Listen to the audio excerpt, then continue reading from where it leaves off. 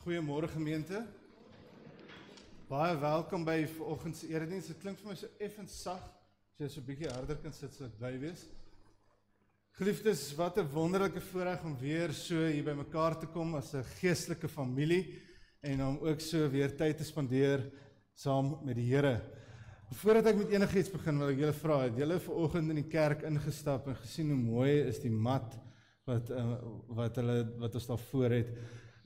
Baie dankie Annetjie Dreyer, ouderling Annetjie Dreyer, vir jou bydrae en vir dat jy dit vir ons gedoen het.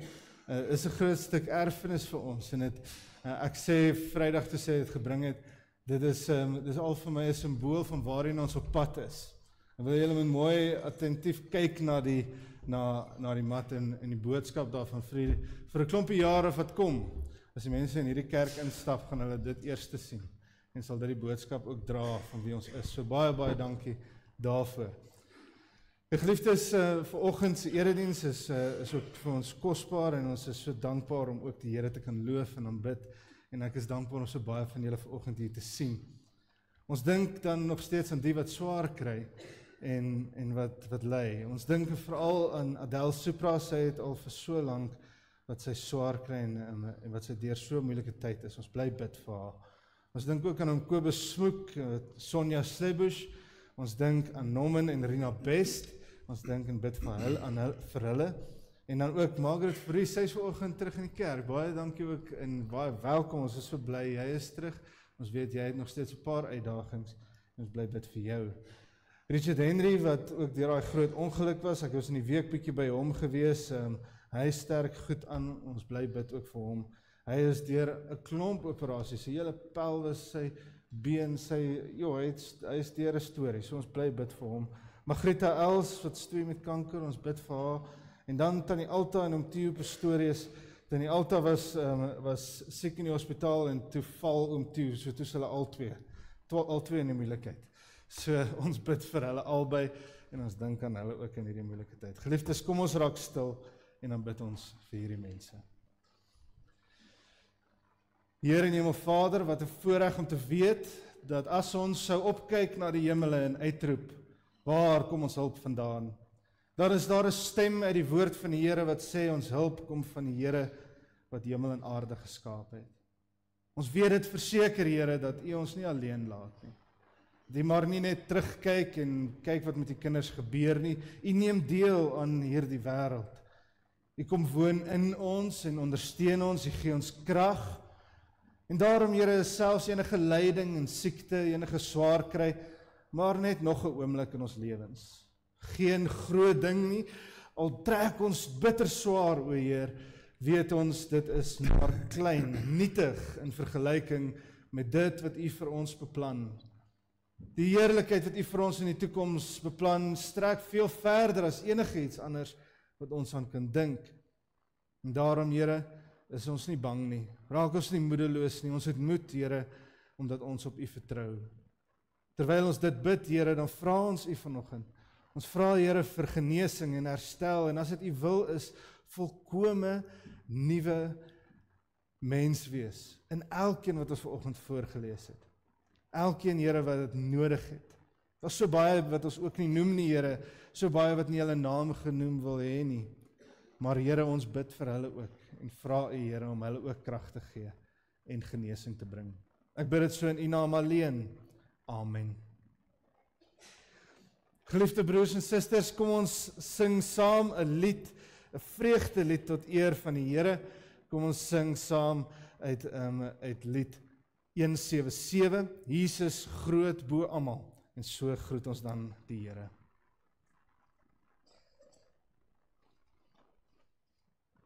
Yeah.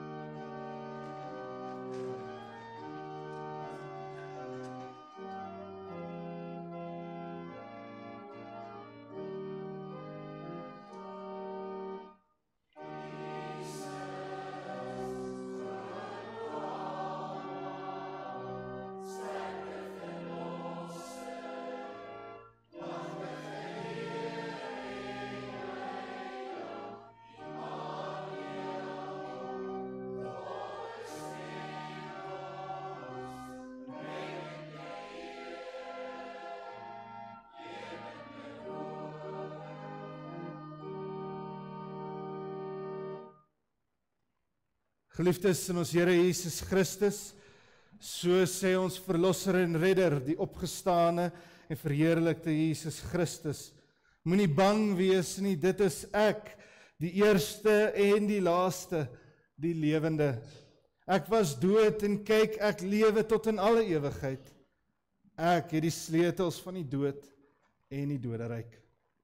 Geliefdes, genade en vrede vir julle van God ons Vader, van Jesus Christus, ons verlosser en heerser, en ook so deur die kragvolle werking van die Heilige Gees, wat in ons woon en ook ons lei. Amen. Gemeente, God het ons met sy seun gegroet. Laat ons met blydskap daarop antwoord deur te sing lied 169, Heilige, Heilige, Heilig.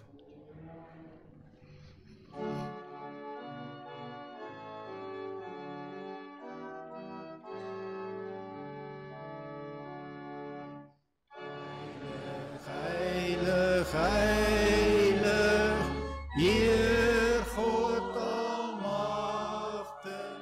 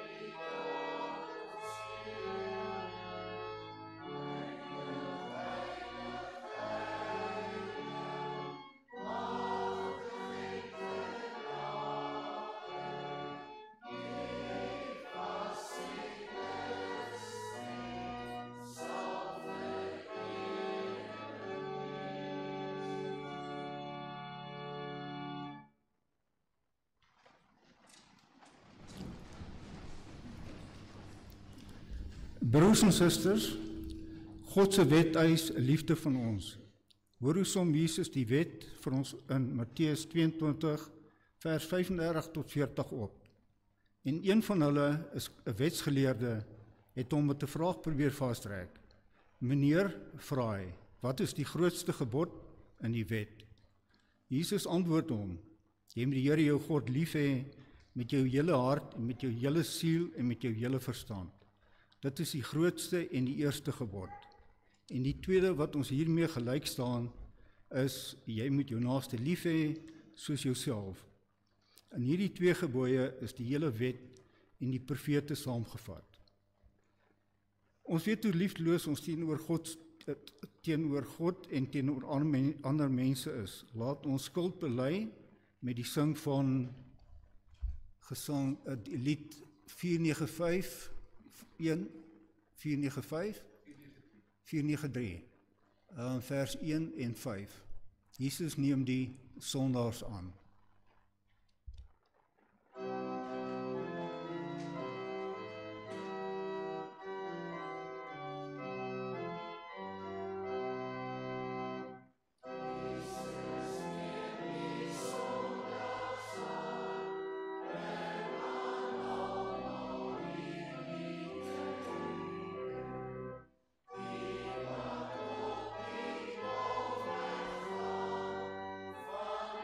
So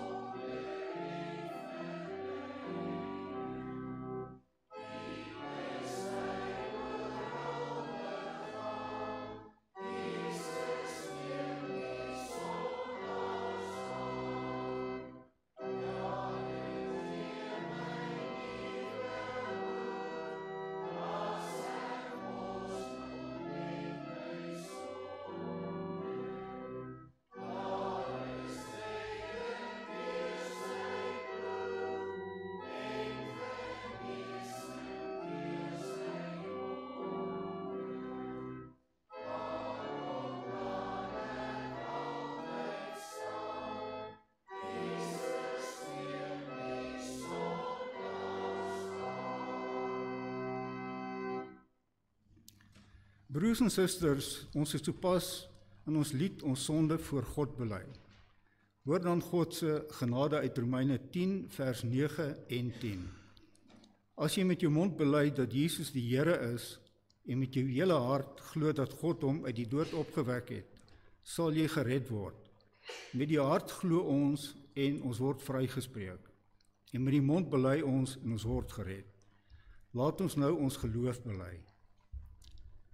Ek glo in God die Vader, die Almagtige, die Skepper van die hemel en die aarde, en in Jesus Christus, sy eniggebore Seun, ons Here, wat ontvang is van die Heilige Gees, gebore is uit die maagd Maria, wat gelei het onder Pontius Pilatus, gekruisig is, gesterf het en begrawe is en ter helde neergedaal het, wat op die 3de dag weer opgestaan het uit die dode, wat opgevaar het na die hemel en sit aan die regterhand van God, die Almagtige Vader, vanwaar hy sal kom om te oordeel, die wat nog lewe en die wat reeds gesterf het. Ek glo in die Heilige Gees, ek glo aan 'n heilige algemene Christelike kerk, die gemeenskap van die heiliges, die vergifnis van sondes, die opstanding van die vlees en 'n ewige lewe. Amen. Ons het bely dat Jesus Christus deur sy lyding, sterwe en opstanding vir ons ewige lewe verwerf het. Laat ons sing vir ons heerlike toekoms. Kom ons sing lied 167, Jesus, bron van al my vreugde. Jammer, ek het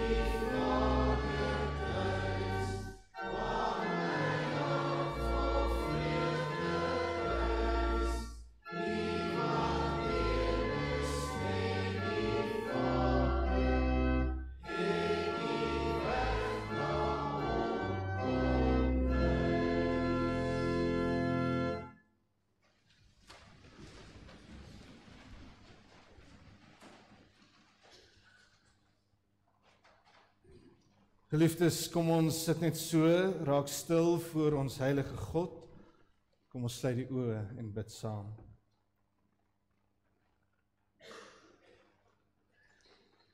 Here Jesus Christus, vanoggend is u gemeente hier by mekaar.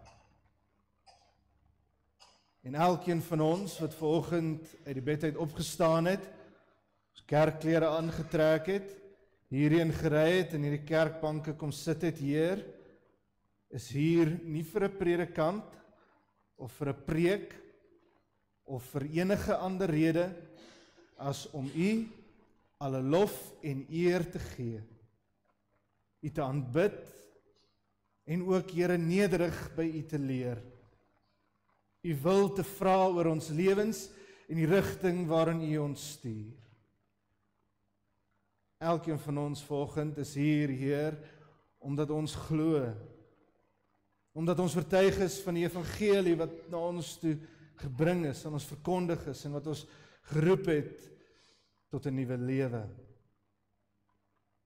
Ons is vanoggend hier, Here, nie maar net omdat ons hierheen gesleep is, of Omdat ons nou nie regtig hier wou wees nie, maar dit 'n gewoonte is. Nee, Heer, U het ons hierheen geroep. Al besef ons dit nie, al kom ons dit nie altyd agter nie, U het ons vanoggend op 'n besondere wyse hierheen gebring, geroep om hier te wees. Sodat ons by U kan hoor wat die wil van die Vader is, sodat ons ook uit die woord van God mag leer, mag vind wat die waarheid is, sodat ons lewende brood kan kry, krag kan kry vir die lewe daar buite. U het ons hierheen geroep om ons te verander. Ek is bevrees, Heer, as ek as predikant mag bieg en ook so saam met die gemeente wat in U teenwoordigheid vanoggend is. Ons neem dit nie altyd ter harte nie. Ons vergeet soms hoekom ons hier is en die grootheid van die God wat ons aanbid. Al baie in my lewe het ek gewonder, Heer, of dit is omdat ons U nie kan sien nie. Omdat ons nie aan U kan vat of voel of regtig met ons ore U kan hoor nie. Maar ek dink tog nie dit is die onsienbaarheid nie.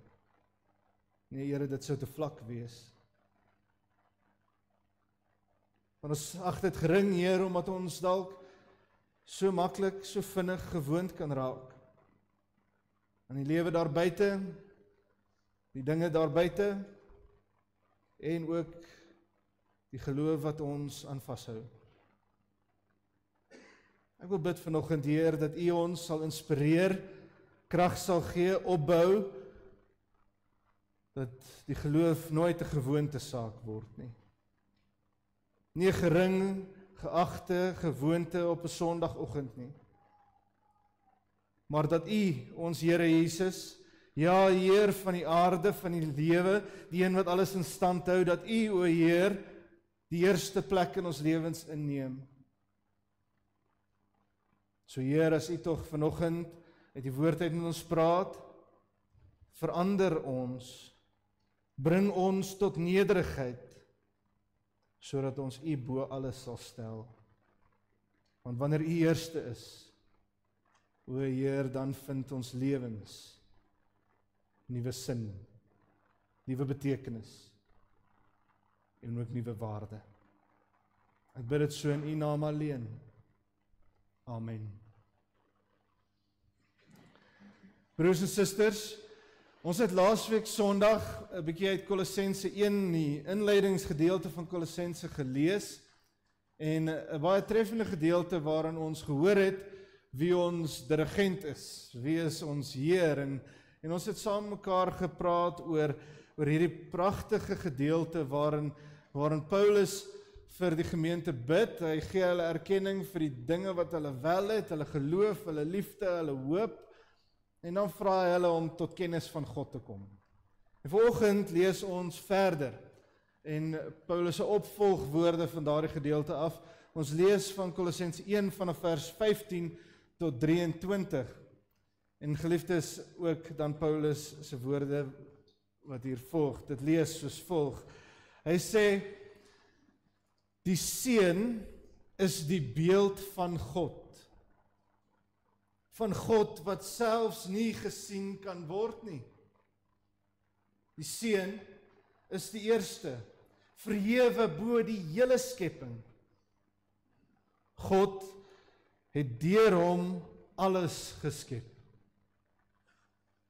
wat in die hemel en op die aarde is. Alles wat gesien kan word en alles wat nie gesien kan word nie, konings, heersers, magshebbers, gesagsvoerders. Alles is deur hom en vir hom geskep. Voor alles was hy al daar. En deur hom bly alles in stand. Hy is die hoof van die liggaam van die kerk. Hy is die oorsprong daarvan. Hy is die eerste, die een wat uit die dood uit opgestaan het, sodat hy die eerste plek in die heelal inneem. God het besluit om met sy volle wese in hom te woon en om deur hom alles met homself te versoen. Deur die bloed van sy seun aan die kruis het hy vrede herstel. Deur hom het hy alles op die aarde en in die hemel met homself versoen. Ook julle was voorheen ver van God af en vyandgesind teenoor hom, soos blyk uit julle sondige leefwyse. Maar nou het hy ook julle met homself versoen, deurdat sy seun as mens gesterwe het, om julle heilig, sonder smet en onberispelik voor hom te stel. Maar dan moet julle vas en sterk bly staan in die geloof. En julle nie laat losruk van die hoop wat in julle gewek is deur die evangelie wat julle gehoor het nie. Dit is die evangelie wat aan al die mense op die aarde verkondig is, en waarvan ek, Paulus, 'n dienaar geword het. Tot sover, geliefdes, ons skriflesing vanoggend. 'n Mens leef nie net van brood alleen nie, maar van elke woord wat in die mond van God kom. Ek dink baie keer, geliefdes, dat ons in Parys kan onsself vereenselwig met die mense wat daar by die kus bly, daar by die see. Ons kan nogal onsself en hulle ook insien, omdat ons baie keer besoekers hier in Parys kry, net soos die see mense altyd besoekers ontvang. Dit is vir my altyd treffend, want ek dink ons wat in Parys bly, kan so goed met hulle vereenselwig, want die mense wat by die see bly, is gewoonlik mense wat nie meer die see raak sien. Ons ry kilometers en kilometers, spandeer duisende rande om by die see uit te kom, ons ombreel oop te maak en na die see te kyk in verwondering. En dan, wanneer jy daar bly, wanneer jy jou huisie by die see het, en jy werk toe gaan, heen en weer ry, dan is die see maar net nog 'n ding. Net nog 'n ding langs die hoofweg, jy sien dit nie eers meer baie nie.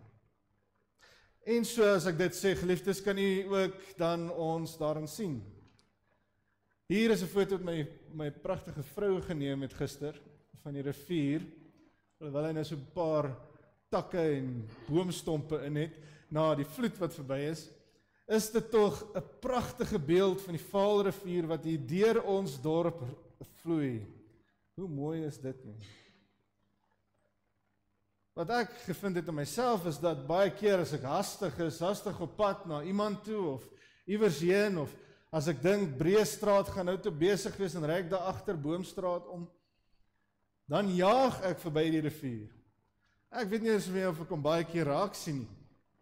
As ek op pad dalk Potchefstroom ry en op pad iewers heen vir 'n vergadering of vir 'n besoek, en ek ry oor daai brug hier verby na Potchefstroom kant toe, daar oor die grens, ek kyk nie eers meer links of regs nie, sien dit nie eers meer baie keer raak nie. Wie van julle is maar ook dieselfde? Dit is maar net nog 'n ding. Nou, ek wil julle nie vanoggend blameer nie, en dis eintlik heel te verwagte dat so iets gebeur. Sien, geliefdes, dit is wat ons 'n hedonistiese aanpassing noem. Kenners sê dat ons baie kere 'n sterk vermoë het om aan te pas wanneer ons iets keer op keer doen of keer op keer sien. Dit word maar iets wat dan sy betekenis, sy essensie, sy gewig verloor, omdat ons doodgewoon net gewoond raak aan 'n ding. Dis so, geliefdes, as jy 'n nuwe werk kry, dis wonderlik, bly almal juig, en dan net na 'n paar maande, dan is dit maar net nog 'n ding. As jy jou eerste soen gehad het, kan julle dit onthou? Jou eerste soen? Die vlinders in die maag en die verwondering. Maar die 1000ste soen, maar net nog 'n gewoonte.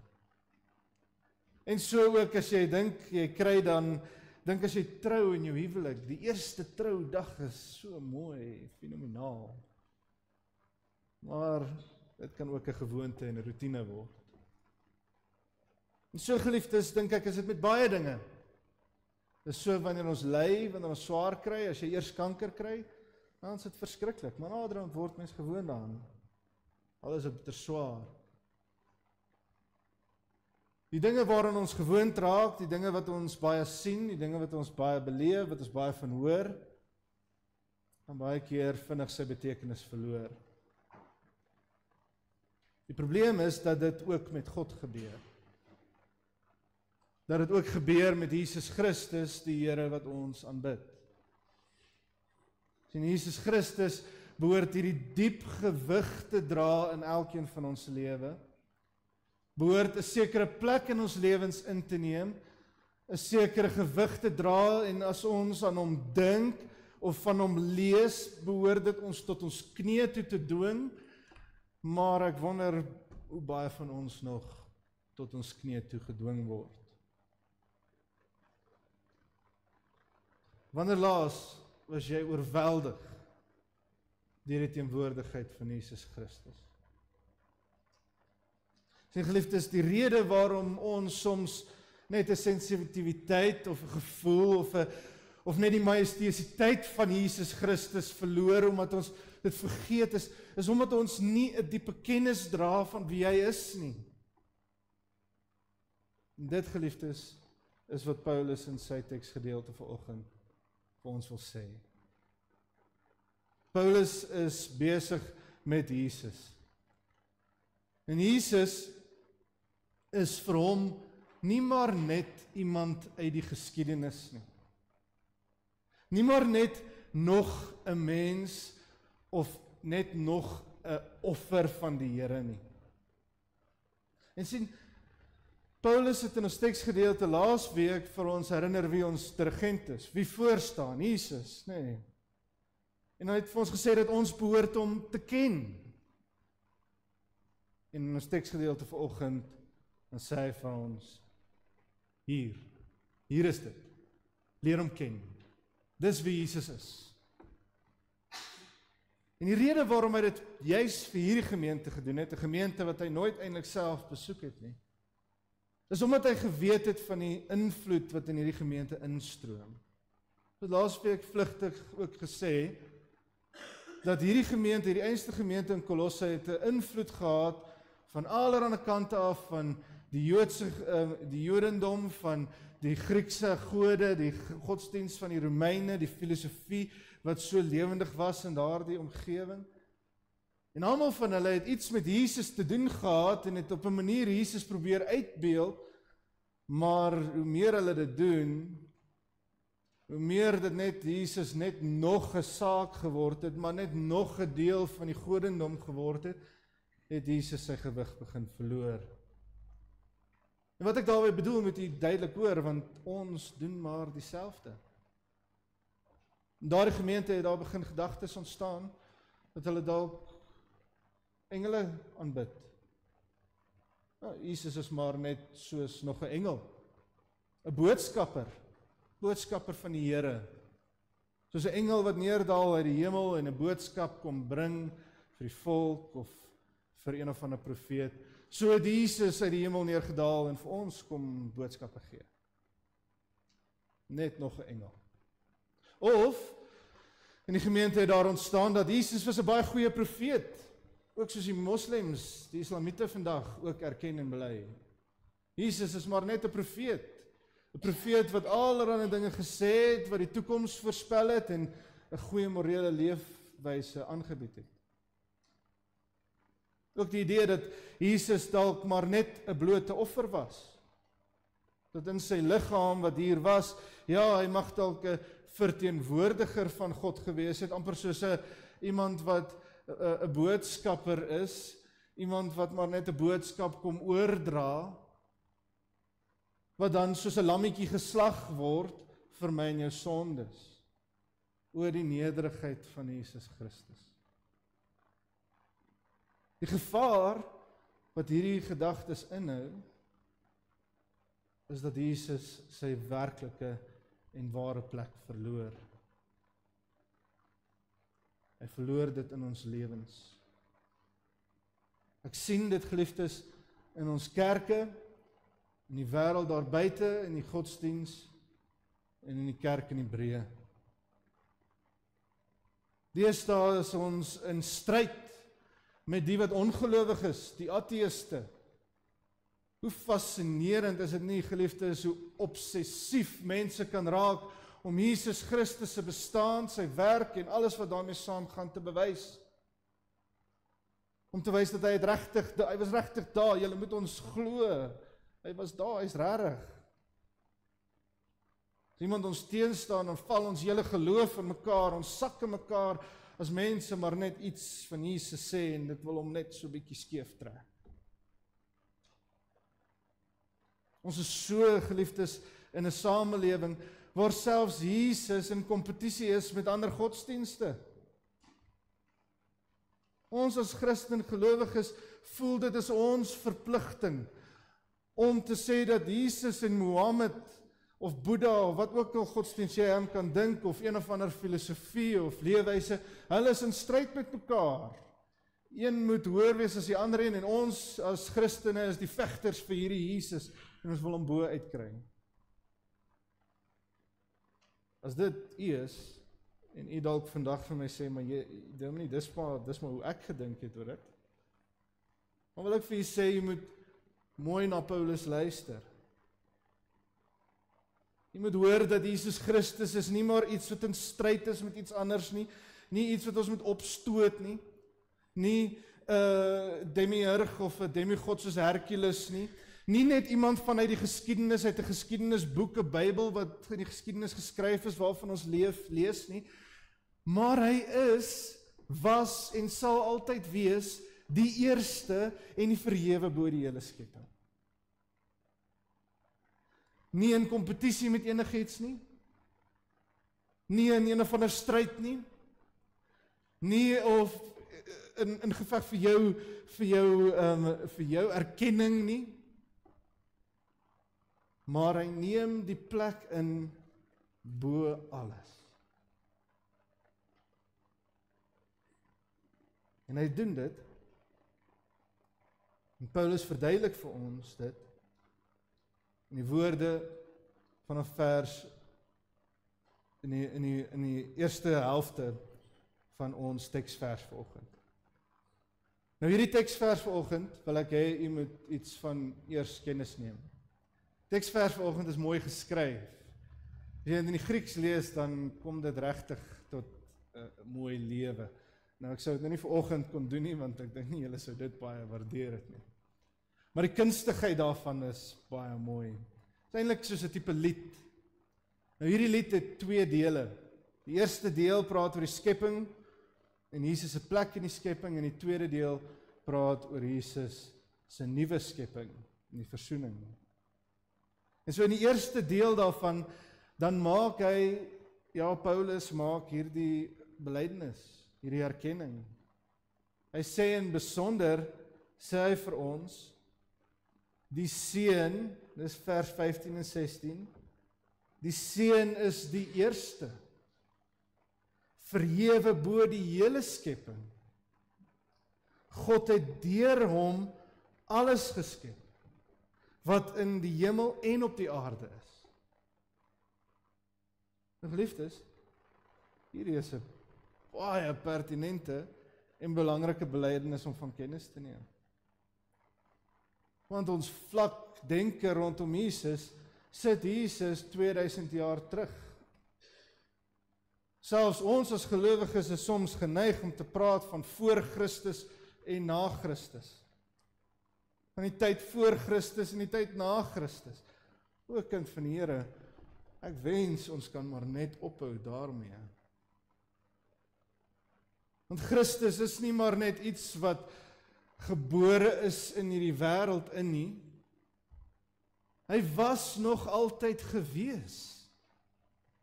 Is God self, die personifikasie van God self. Die teks leer ons en sê vir ons, dat hy is die beeld van God, die ewebeeld van God. En dit beteken nie kosmeties soos wat hy lyk, hoe sy gesig gelyk het nie. Nee, dit praat van wie God is, was in Jesus. En daardie Christus wat ons leer ken het, gesien het, van lees, van hoor, waarvan mense getuienis van gebring het, daardie einste Jesus was nog altyd daar. Van die fundamente van hierdie aarde was hy die eerste. Sê nie hy was eerste geskep nie, was hy geskape nie. Nee, hy was eerste, hy neem die eerste plek in, bo alles in die skepping. Jesus Christus is die een wat God aan ons kom voorstel. Ek dink die beste manier, en ek dink hierdie teksvers, deel met ons presies wat Paulus eintlik probeer sê. In Hebreërs hoofstuk 1, dan hoor ons vanaf vers 1 tot 4 die volgende, tot vers 3, hy sê die volgende: in die verlede het God baie keer op baie maniere met ons voorvaders gepraat deur die profete. Maar nou in hierdie laaste dae het hy met ons gepraat deur die Seun. Hoor nou mooi wat sê hy hier.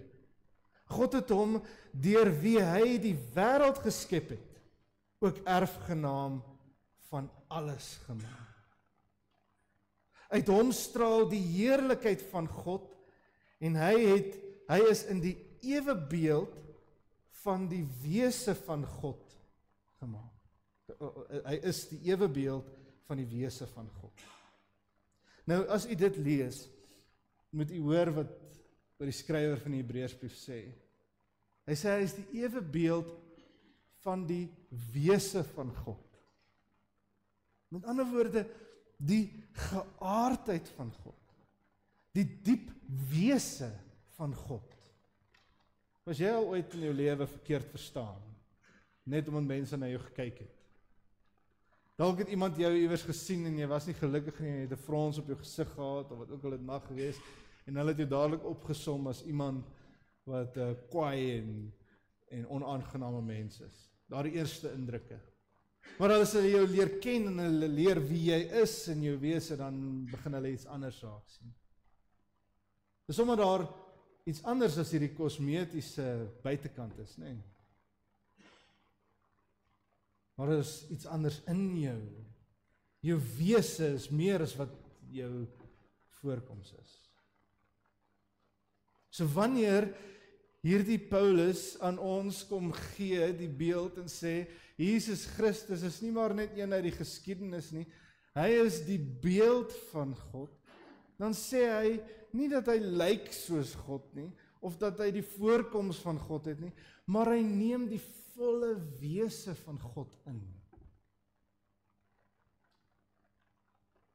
En daarom, geliefdes, daarom is dit so belangrik om te weet, dat ons nie in stryd is met enige geloof nie in stryd is met allerlei mense oor die bestaan van Jesus Christus, of allerlei dinge soos dit nie. Ons verkondiging is in die moeilikheid. Want al wat ons verkondig deesdae is die verdediging van Jesus Christus, aan wie die wêreld reeds behoort. Al wat ons regtig behoort te doen, is te verkondig dit wat Christus is. Niks meer en niks minder nie. Paulus lê daarop baie klem en sê dat Jesus is die eerste, die hoof. En hy sê dit ook in ons tweede gedeelte, in die tweede helfte van Johannes, van Kolossense, die tweede helfte van ons lied, dan hoor ons die woorde: hy is die hoof van die liggaam van die kerk, hy is die oorsprong daarvan, hy is die eerste, die een wat uit die dood uit opgestaan het, sodat hy die eerste plek in die heelal inneem. Sien geliefdes, nie maar net is Christus uit die geskiedenis nog altyd daar nie, maar hy neem in die geskiedenis 'n plek in ons lewens hier Nie op 'n figuurlike of 'n metaforiese wyse nie. Nee, maar op 'n werklike wyse neem hy 'n plek in. En word die kerk, die gemeente, julle wat vanoggend hier sit, moet kennis neem. Dat wanneer ons hier by mekaar kom, wanneer ons hier kom sit, ons die Here erkenning gee dat hy is die hoof van hierdie gemeente. Die eerste in ons lewens. Hy neem die hoogtepunt plek in van alles wie hy is.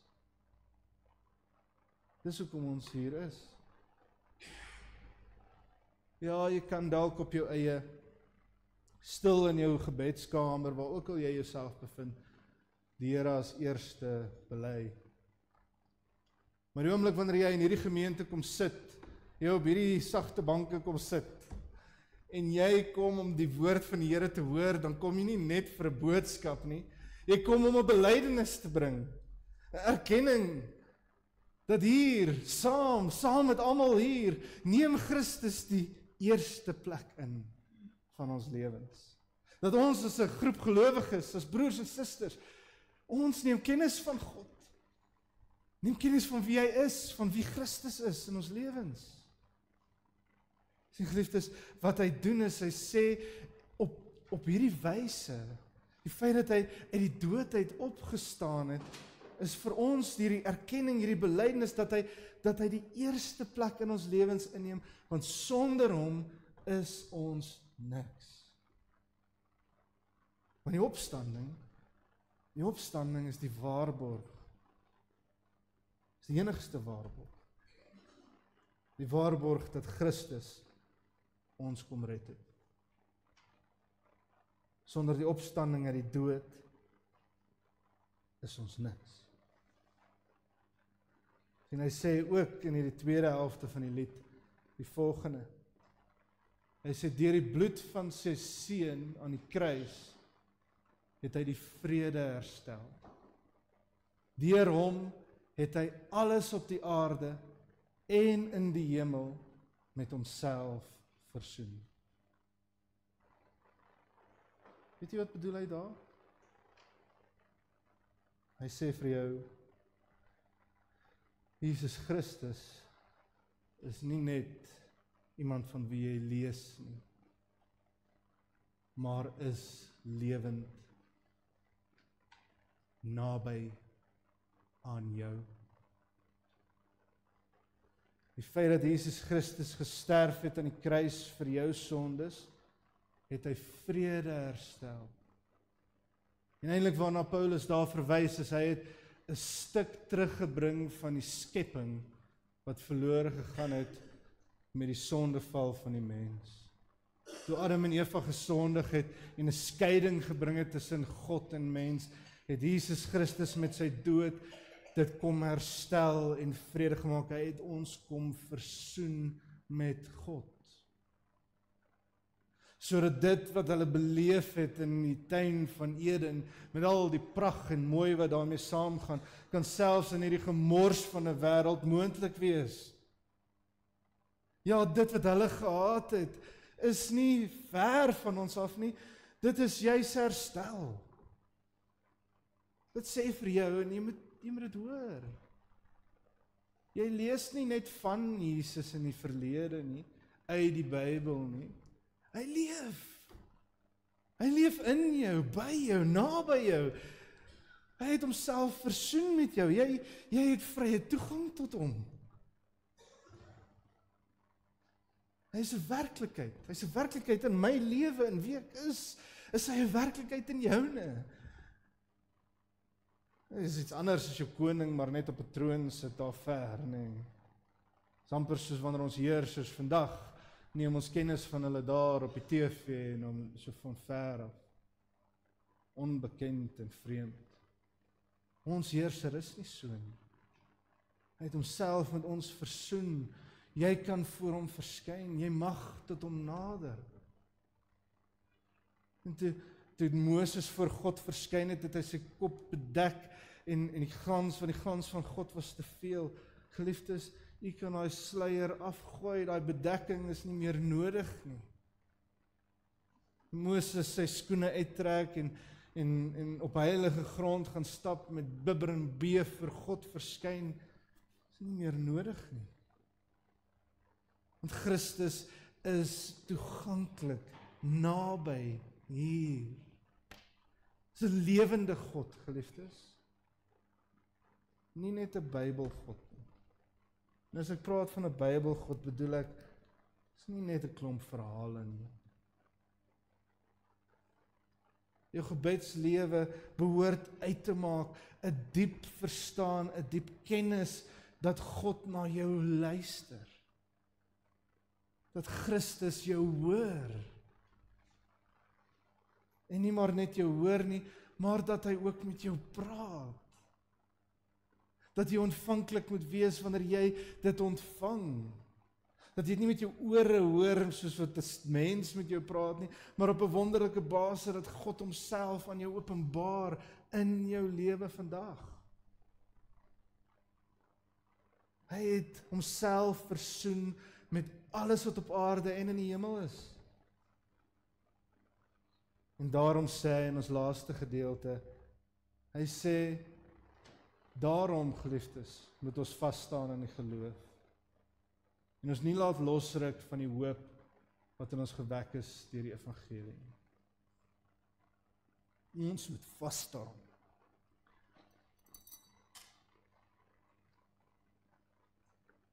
Vas staan in die geloof, want geliefdes,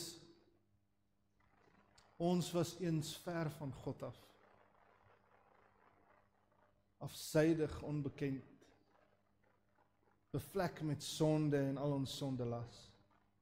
Maar Jesus Christus het deur sy genade, deur sy groot genade, ons nuut kom maak.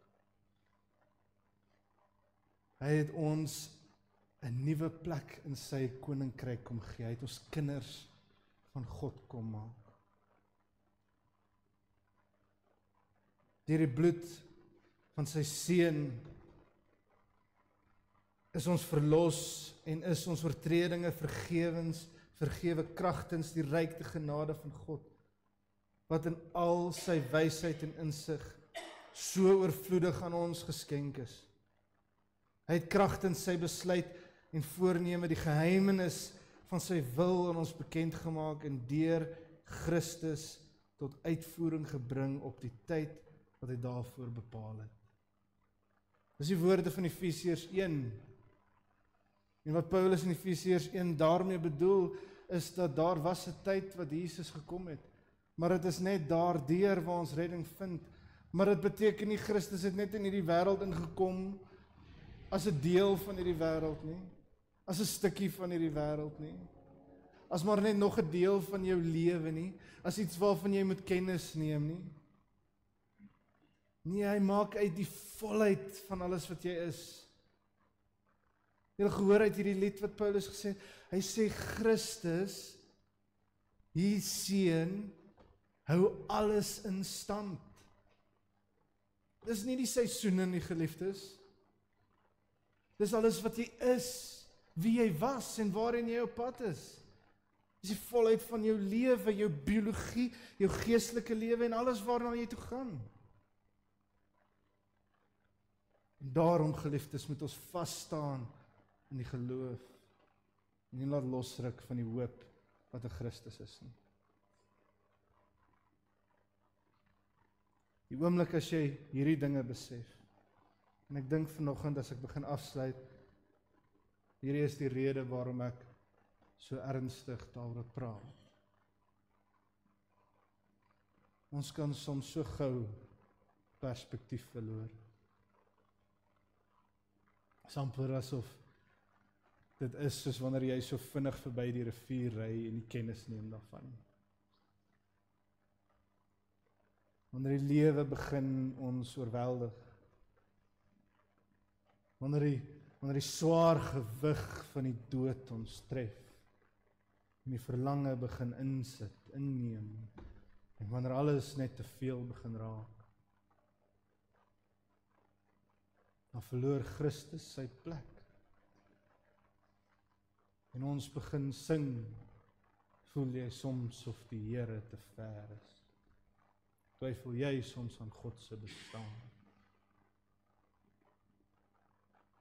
Wanneer ons geliefdes en alles waarmee ons deurgaan in ons lewens, en al ons finansiële moeilikheid, hierdie ekonomie is amper in sy kanon in. Van ons twee in die werk en ons beroepe en van ons pensioene is daarmee heen en ons probeer om maar net kop bo water te hou. En ons is so besorg oor alles in hierdie wêreld, oor al ons besittings en wat ons gaan eet en waarheen ons op pad is. En ewe skielik, o kind van die Here, hoor my, dan verloor Christus sy plek. En ja, selfs wanneer dit goed gaan, wanneer dit dalk te goed gaan, wanneer alle geluk en vreugde in jou lewe is, wanneer jy alles kry waarvoor jy ooit gevra het, die werk, die geld, die beroep, die kinders, die wat ook al, wanneer jy maar net Christus en vreugdevol deur die lewe gaan, dan verloor Christus sy plek. En in al hierdie dinge, as ons maar net kon besef, dat Christus is die hoof, eerste ding bo alles, sou ons nie so maklik weggeruk kon word van ons hoop nie. Want hy hou alles in stand. Het jy te doen met die dood? Iemand verloor? Iemand diep naby aan jou? Onthou die Here wat uit die dood uit opgestaan het, is die eerste, verhewe bo die skepping. Dit is hy. Waarom is jy so mismoedig? Waarom treur jy so? Verlang met liefde, geliefdes. Maar waarom treur? As die een verhewe bo alles, eerste, alreeds uit die dood uit opgestaan. Nou ja, het jy finansiële moeilikheid? Kry jy swaar? O, kind van die Here, as daar die een, wat nie eers 'n lêplek gehad, die jakkals het 'n plek om sy kop in te druk, en alles het 'n plek om te slaap, maar die Here Jesus het nie eers 'n eie huis gehad nie. As hy aan die regterhand van God kan sit, as hy verhewe bo alles mag wees, o geliefdes, waarom bekommer jy oor jou toekoms? As die Here Jesus dan beloof dat hy terugkom, dat hy terugkeer, om jou te kom haal, en dan sy koninkryk te vat, as Jesus vir sy disippels sê, ek gaan julle nie agterlaat as weeskinders nie, wat bedoel hy? Waarom vrees jy dan? Oor jou eie toekoms, jou eie heil. As Christus dan die eerste in die lewe is, waarom is jy soms so geneig om jouself bo alles te stel?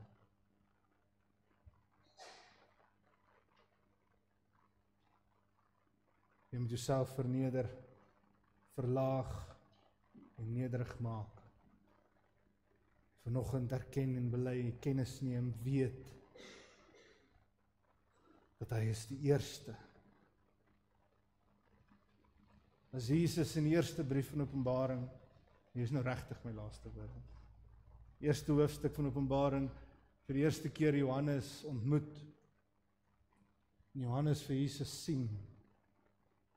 Dan vat Jesus aan Johannes se skouer en dan sê hy woorde wat my tot in my diepste wese toe ruk. Dit bring my tot stilstand elke keer as ek dit hoor.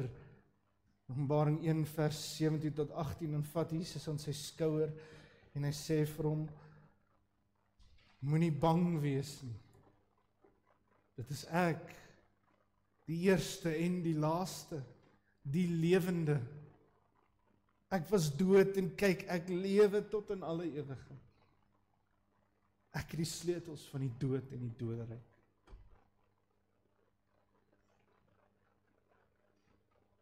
Dalk, geliefdes, moet jy nie meer so leef met God, asof hy 'n gewoonte is nie. Dalk moet u hoor, hy is die eerste. En mag Christus in jou lewe bo alles wees. Amen. Kom ons bid saam.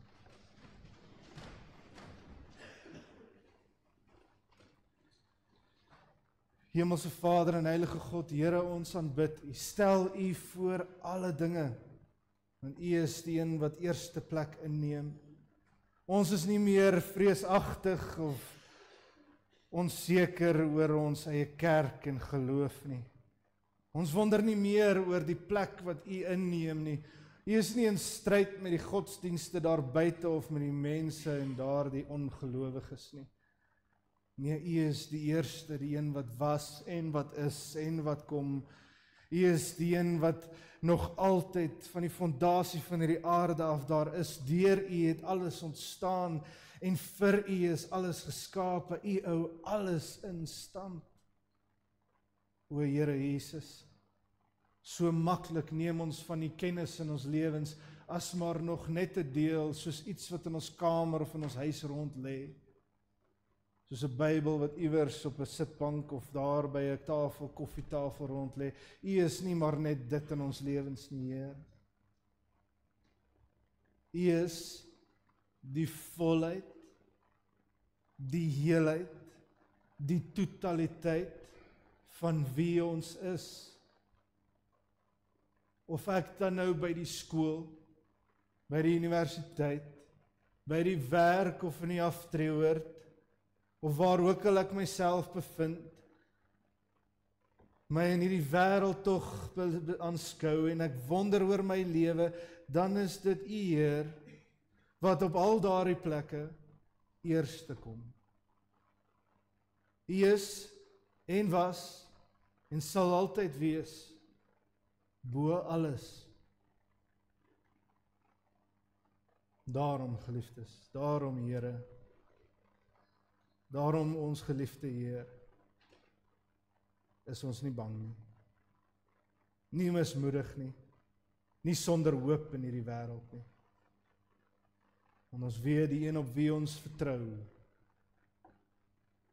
is bo alles.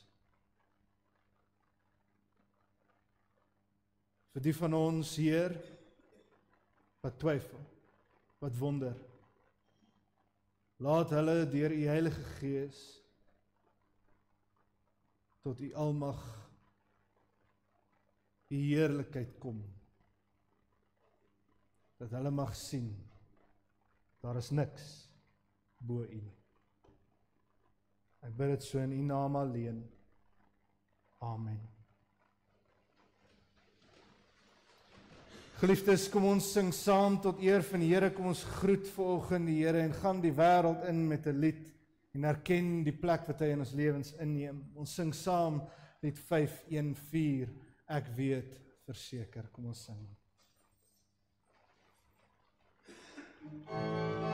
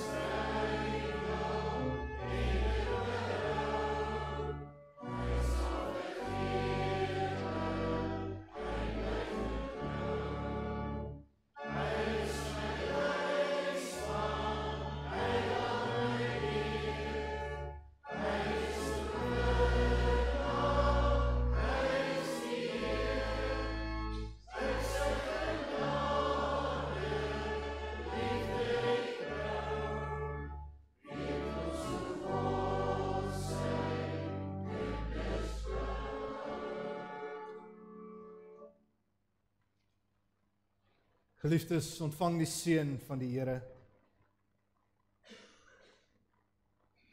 Die Here wat alles geskape het, wat eerste in die wêreld is, sal julle seën en julle beskerm.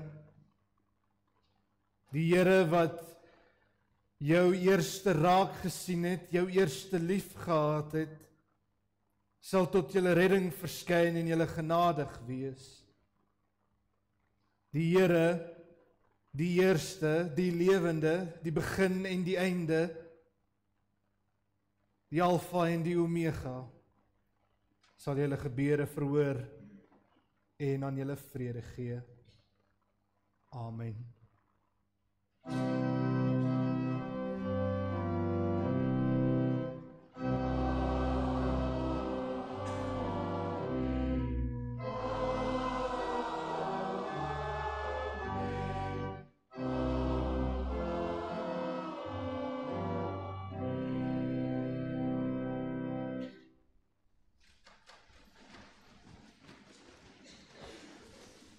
Geliefdes, net so 'n paar enkele afkondigings voor ons uit mekaar uitgaan. Julle sou sien, my vrou en my kinders is nou nie vanoggend hier in die kerk nie. Hulle is op die oomblik by een van ons geliefde vriende se kind se doop. So ek kon nou gelukkig nie vanoggend daar wees nie. So ons moet hulle verskoon, maar ek noem dit in besonder, jy is by die verjaarsdag. Maar voordat ek by hulle uitkom, ek spring maar altyd so eers na my eie geliefde familie toe. Mag ek net vanoggend vir ons geliefde Marietjie Rennissen sê, ons weet nie wat ons sou wees sonder jou nie. En so baie geluk met jou verjaarsdag, dit is vandag, nee. Baie, baie geluk. Marietjie, ons beskou onsself as baie geseënd om orale soos jy te hê. Ons waardeer jou so baie. Ek weet nie of mense ooit besef, regtig, die diep en groot waarde wat jy het in hierdie gemeente. Daar is baie kerke wat op rekenaars musiek moet speel, wat moet dinge maak werk. Jy weet, in ons gemeentes is ons gewoond aan 'n orgel. Daar's kerke wat nou allerhande musiek moet, vreeslike ander musiek moet speel, om dinge te maak werk. En dan is daar ook 'n klomp gemeentes wat aan die slaap gespeel word. Maar ons is baie geseënd om 'n orgelis te mag hê, wat so wonderlik vir ons speel, en baie dankie vir jou. Baie geluk met jou verjaarsdag.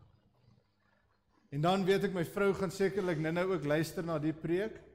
Baie geluk aan haar wat die 24ste verjaar. Baie geluk, my liewe vrou, ek is lief vir jou. Baie geluk met jou verjaarsdag. En my seentjie verjaar ook die 22ste, my jongste. Hy word 5. Kan jy glo, ou klein Ryan? Jong, hy kan ons soms van ons ore af mal maak in daai huis van ons. Maar ons is so lief vir hom. Hy is so 'n kosbare en mooi kind. Sy hart is so mooi. En dan het ek nou so vreeslik baie geluk gesê, Elisabeth, van die 22ste ook verjaar. Baie geluk ook met jou verjaarsdag. Mag jy ook ryklik geseën word. Mag die Here ook by jou wees. En ons waardeer jou ook net so baie. Dan geliefdes, op ons kalender hierdie week, die 20ste het ons weer Bybelstudie om 9:00 en dan die 22ste is ons Immergroen geleentheid. Die Immergroen, as jy nie weet nie, is daardie geleentheid waar die 60ers en plus, nee, as ek 60 is ek reg, 65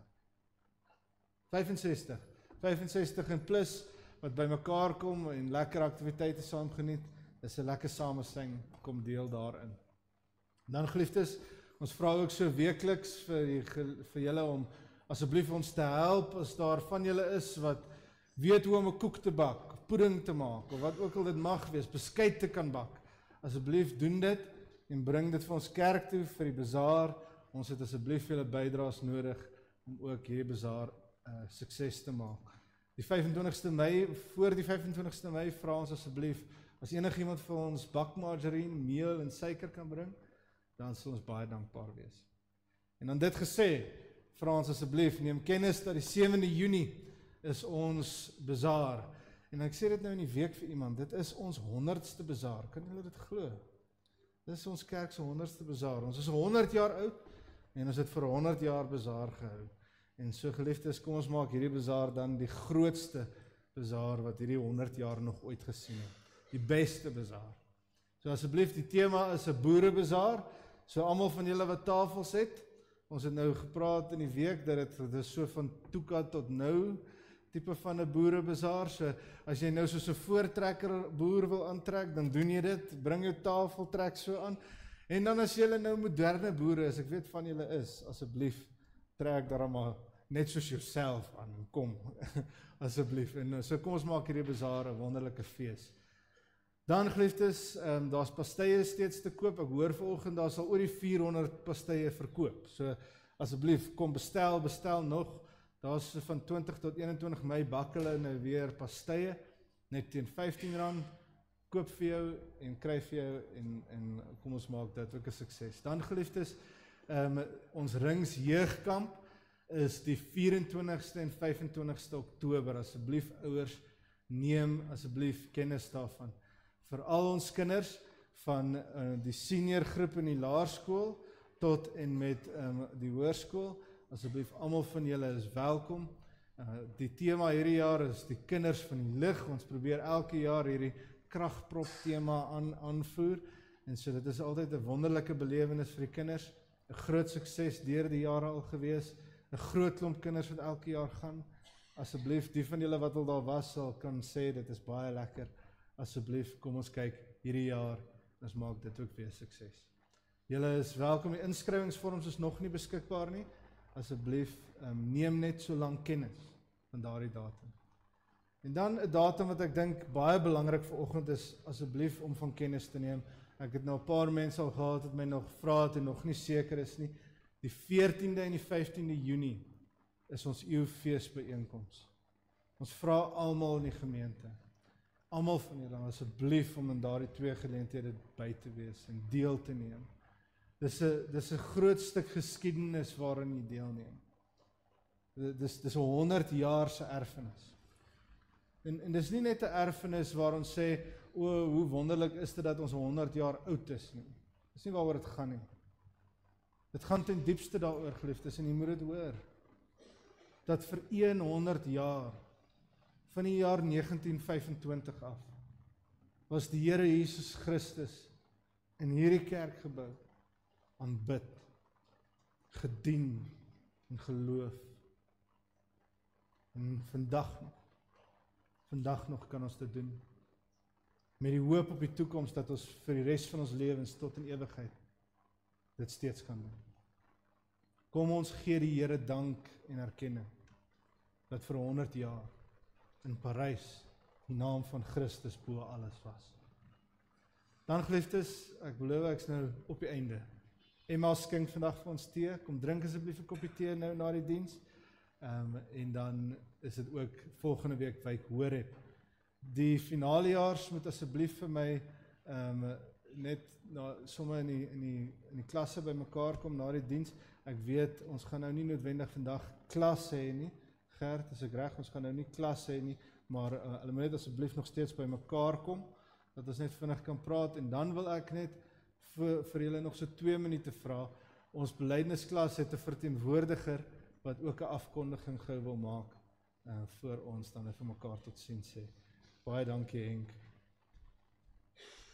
So die finalejaar klas, die belydennisklas gaan nou 'n bietjie deur 'n pad waar hulle ook nie net op 'n akademiese kenniswyse die kerk leer ken en die geloof leer ken nie, maar ook op 'n praktiese wyse.